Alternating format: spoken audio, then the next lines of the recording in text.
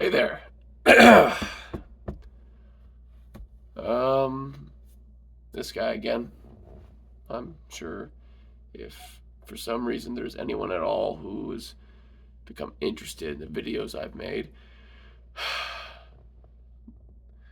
they'll notice I make most of my videos shirtless. The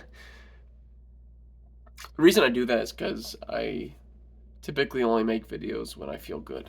When the chemistry in my brain is healthy, and I'm getting a normal regulated amount of dopamine into my dopamine receptors, whatever that means, right? I'm just thugging it out with bro science, but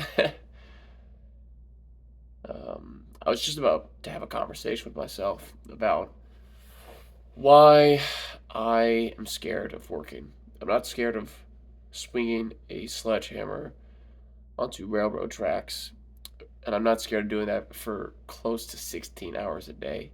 I'm really not. Fact is, I've done far worse physical activities without getting paid. You know, that doesn't scare me. What does scare me is not having a certain amount of money in my bank account or my checking account, or getting a certain amount of money deposited into said accounts every couple of weeks. That terrifies me. It it shakes me to my soul.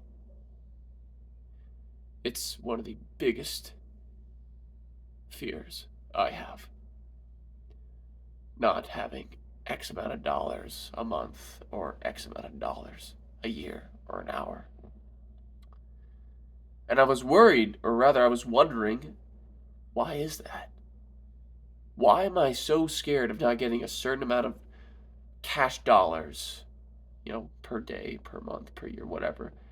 And I found out the reason I'm so scared of that, the reason it terrifies me, the reason I lose sleep at night, the reason I become so anxious over it, is because I'm scared that the woman that I hope to meet one day and marry and have kids with will look at me and look at my bank account and think, I will not marry him. He is not financially secure. There are better options. Because the fact is, and I've accepted this fact, I'm not the smartest guy in the world. YouTube's obviously not going to be a very lucrative way of making money ever. You know, it's just statistically unlikely for me to win. It's like trying to win the lottery. It's a fool's game. I'm doing this purely out of passion because I have time currently. But to go back to it, I'm terrified of not getting that certain dollar per hour threshold because I think in my mind that the woman I marry, who is a good woman, who is a high quality woman, who I want to marry and I want to be my wife and have kids with, will be disgusted with the money I make. Because I've done the math, and you can live on really very small amounts of money if you've got the right setup and you've got the right, you know, the right support system, like with your family. For me, I'm living with family, and so I'm helping pay off the mortgage, but that keeps my money in our family's portfolio. It doesn't go into the pockets of somebody else. That's just something I personally believe. But the fact is, not everyone has that. That's fair. There's still really cheap options as far as living. But here's the thing: I'm a guy. I'm a healthy, fit, young. I'm a young man, and the fact is like I can tolerate and even be content living in a small wooden box. I can be content doing that. I think the ideal for me is probably going to be a farm. One day I'd like to own my own farm, and you know, I think it'd be great. It's probably going to be near family. That's probably the long term plan. Hopefully by the time I'm 50 or 60. But that's just not a reality that's taught to women living frugally. It's taught to, or rather, not. Let me rephrase that. Not necessarily not taught to women. It's not taught to people, men and women, right? As far as people are concerned, men and women are not taught that it's okay to live a frugal lifestyle. On the contrary, they're ignorant. When you go to school, they don't teach you about where you can find the cheapest, highest quality beef or pasteurized raised eggs and how to sift them out in your local town supermarkets so you can find the best price to feed yourself and your kids the highest quality poultry and meat and eggs, right? They don't teach you that in school. They teach you how to work in a factory, essentially, or in a corporate job. They give you very small, limited lunches. They make you sit in a desk for up to 6 hours out of your day. You're sitting down at a desk. You're asking permission to get up. You're asking permission to use the bathroom. That's stuff you do in a factory. And we all know this. Most people are aware of this. They just cognitively distance themselves from that fact. But going back to the main point, that's meant to condition you to essentially work like a factory worker, which is essentially in America, for a first world country, that is modern day slavery. Now, obviously, I'm not comparing that to the American slave trade, but it does fit the principal precept for what slavery is, and that is you're working, tirelessly in comparison to the person who owns that business or group of people who owns that business, the shareholders. You're making pennies to the amount they make. Now, the argument used to be, or the argument I used to subscribe to and believe was that, oh, well, they take all the risk, they take all the financial risk and burden. You don't. Turns out that wasn't as true as I thought it was. We're not talking about, small business owners. We're talking about corporate organizations that are, you know, I don't even want to begin to talk about that stuff because I'm not qualified to, and I haven't done enough research in it. And I'm not passionate about that. But the point I'm trying to make, the reason I want to make so much money, not a lot, but enough to where I'm comfortable and content and secure, is not because I actually need that money. The fact is like I've got several $1,000s saved up, and I have no debt, and I've got all these benefits that I earned for being in the military. And so I am really doing well in comparison to most men my age. Excuse me, I'm a little sick, so I sound nasally. But I'm doing well in comparison to most men my age. But the fact remains is I'm not content because I was indoctrinated to not be content. Because if I ever start to become content, I may no longer work a ridiculous amount of hours to build up and support society. I'm not suggesting that I necessarily am one of those individuals, but rather that's what they hope to get out of individuals who are working like that. My older brother is a perfect example of that. He's a CNA. He works as he basically aids nurses and he aids people who are senior in age. And he would tell me there'd be some weeks he'd work 80 hours, holidays, and that's over half of the week's hours. Sorry, I'm kind of rambling a bit, and I know I'm not that socially, I know I'm not that, whatever the word is, charming. I'm not that charming. People are not going to watch this video. It's not high quality. It's poor lighting. Probably can barely hear me. Probably not even talking loud enough. Let me get back on point. I am terrified of not getting a certain amount of money in my account because I think that if I don't get a certain amount of money in my account, women will not want to marry me.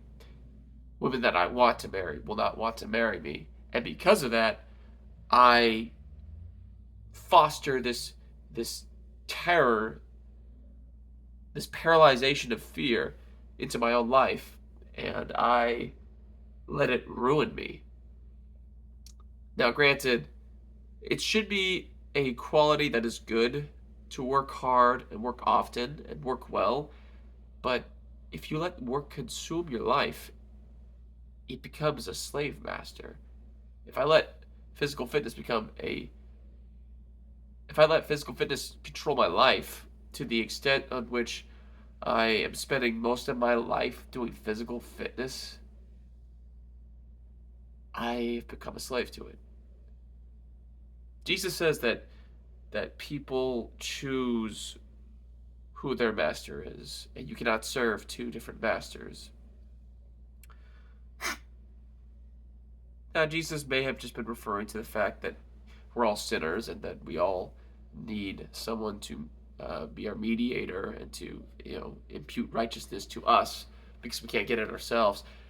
That may have been the main point, but I think Jesus also, and God in general, backtrails a lot of wisdom into words to where you can get wisdom from 100 different angles from the same sentence. The fact is like you become a slave to what you tolerate. You become a servant to what you allow to exist in your life. Sugar and carbs. I was in the grocery store not an hour ago, and I was just looking for a food product that was high in protein, high in good fats, and had no to low carbs and no to low sugar. That was a reasonable price. Carbs and sugars are the modern day what's the word? Gosh, words escaping me. Sawdust. They're carbs and sugar. That's the word. Carbs and sugar are modern day sawdust. They put it in every fucking kind of food. I can't even buy bologna. A combination of pork and beef and chicken. I can't even buy bologna because bologna has carbs and sugar put into it. It's got canola oil and it's got everything that your body is not wanting and is not good for you. What the hell? It's everywhere. And if you want to get the good stuff, very often it's too expensive. It's too expensive to get the healthy meat for most people. And I had this conversation with my aunt not too long ago about how she was like, this may be the proper way to consume food, but is that really economically viable for everybody? Which, by the way, there's more than enough food for everyone in the world. Starvation only is a problem due to distribution and profit margins, right? It's not profitable to give everyone food, and if you were to give everyone food, people would stop working, right? So it's like it's a catch-22, But I do think we can provide people meaningful, quality life without damning them to a life of essentially being a modern day slave. And of course, again, slavery still exists in this modern world. I'm speaking hyperbolically when I refer to slavery. Obviously, American slave trade, human trafficking that happens today. I'm not, I'm not saying that the life that the average American lives today is comparable to that at all. But I am making the comparison because it's a legitimate problem. So yeah, that's something I was thinking about. Fear of mine, and I want to be real to anybody who watches these videos. I want to be sincere. I have no ulterior motive. I got no. There's nothing up here. I'm not selling anyone anything. I had that thought earlier today. Everyone's trying to sell you something. Everyone's trying to show you, oh, look at this product that you could have. Just earlier today, I saw a scroll on YouTube, a fitness influencer. I forget his name. His content's pretty good though. He was reacting to a video of some weird girl on the internet who was wearing tight pants and a little tight shirt and was doing very provocative things while she was also trying to sell a type of creatine that was apparently better than regular creatine. And then this guy was like, yeah, this lady, she's a scammer. Don't even watch her crap. And honestly, it's like, wow, how many thousands of people actually watch that crap?